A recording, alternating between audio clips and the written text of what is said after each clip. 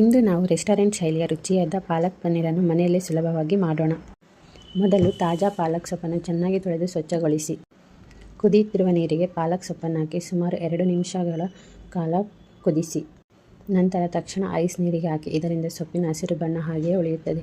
ಈಗ ಪಾಲಕ್, ಶುಂಠಿ, ಬೆಳ್ಳುಳ್ಳಿ ಮತ್ತು ಹಸಿಮೆಣಸಿನಕಾಯಿಯನ್ನು ಸೇರಿಸಿ ಮಿಕ್ಸಿಗೆ ಹಾಕ್ಕೋಬೇಕು. ಪ್ಯಾನ್ನಲ್ಲಿ ಸ್ವಲ್ಪ ಬೆಣ್ಣೆ ಅಥವಾ ತುಪ್ಪ ಹಾಕಿ ಪನ್ನೀರ್ ತುಂಡುಗಳನ್ನು ಬಂಗಾರದ ಬಣ್ಣ ಬರೋವರೆಗೂ ಹುರಿಯಿರಿ. ಅದೇ ಪ್ಯಾನಿಗೆ ಜೀರಿಗೆ ಹಾಕಿ ನಂತರ ಸಣ್ಣದಾಗಿ ಈರುಳ್ಳಿ ಸೇರಿಸಿ ಗೋಲ್ಡನ್ ಬ್ರೌನ್ ಆಗೋವರೆಗೂ ಹುರಿಯಿರಿ. ಈಗ ಟೊಮೆಟೊ ಪ್ಯೂರಿ, ಅರಶಿನ, ಖಾರದ ಪುಡಿ, ಧನಿಯಾ ಪುಡಿ ಮತ್ತು ಉಪ್ಪು ಸೇರಿಸಿ ಎಣ್ಣೆ ಬಿಡುವವರೆಗೂ ಚೆನ್ನಾಗಿ ಬೇಯಿಸಿ. ತಯಾರಿಸಿದ ಪಾಲಕ್ ಪ್ಯೂರಿಯನ್ನು ಸೇರಿಸಿ ಚೆನ್ನಾಗಿ ಕಲಿಸಿ. 2 ರಿಂದ 3 ನಿಮಿಷ ನಿಧಾನವಾದ ಉರಿಯಲ್ಲಿ ಬೇಯಿಸಿ. ಹುರಿದ ಪನ್ನೀರ್ ತುಂಡುಗಳನ್ನು ಸೇರಿಸಿ ಗ್ರೇವಿಯಲ್ಲಿ ಚೆನ್ನಾಗಿ ಮಿಶ್ರಣವಾಗುವಂತೆ ಕಲಿಸಿ. ಕೊನೆಯಲ್ಲಿ ಸ್ವಲ್ಪ ಫ್ರೆಶ್ ಕ್ರೀಮ್, ಗರಂ ಮಸಾಲ ಮತ್ತು ಒಂದು ಚಿಕ್ಕ ಬೆಣ್ಣೆಯ ತುಂಡನ್ನು ಸೇರಿಸಿ. ಬಿಸಿ ಬಿಸಿ ಪಾಲಕ್ ಪನ್ನೀರನ್ನು ರೆಡಿ. ಈ ರುಚಿಯಾದ ಪಾಲಕ್ ಪನ್ನೀರ್ ರೆಸಿಪಿ ನಿಮಗೆ ಇಷ್ಟವಾದರೆ ಲೈಕ್ ಮಾಡಿ, ಶೇರ್ ಮಾಡಿ. ಇನ್ನಷ್ಟು ರೆಸಿಪಿಗಳಿಗಾಗಿ ನಮ್ಮ ಚಾನಲ್ನ ಫಾಲೋ